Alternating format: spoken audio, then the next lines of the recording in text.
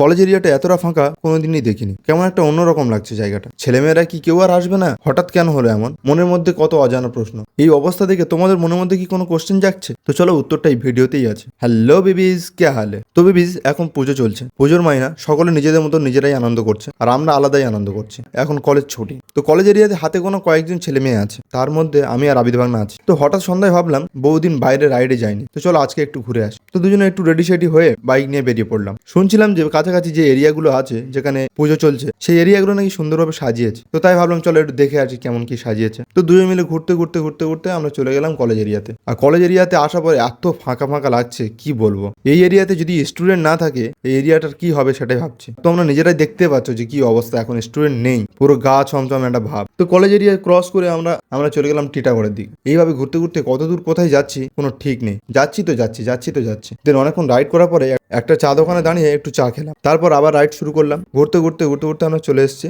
কল্যাণী হাইওয়েতে। এখানে এসে একটা ধাবা দেখলাম, খুব সুন্দর লাগছে চারিদিকের ভিউটা। শুধু চারিদিকের অ্যাম্বিয়েন্স আর ভিউটা দেখো। এখানে এসে প্রথমে দুটো চা অর্ডার করলাম, 10 টাকা পার কাপ। চাটা সত্যি অসাধারণ ছিল। চা নিয়ে দুজনের টেবিলে বসে গল্প মারতে মারতে অনেকক্ষণ প্রায় সময়ও কেটে গেল। তারপর আমি আর আবিদ ভাগনা চলে এলাম রুমের দিকে। তো বহুদিন পর আবিদ ভাগনার সঙ্গে রাইডে বেরোলাম। তোমরা বলো পুজোতে কোথায় যাচ্ছ ঘুরতে? কমেন্ট করো কিন্তু।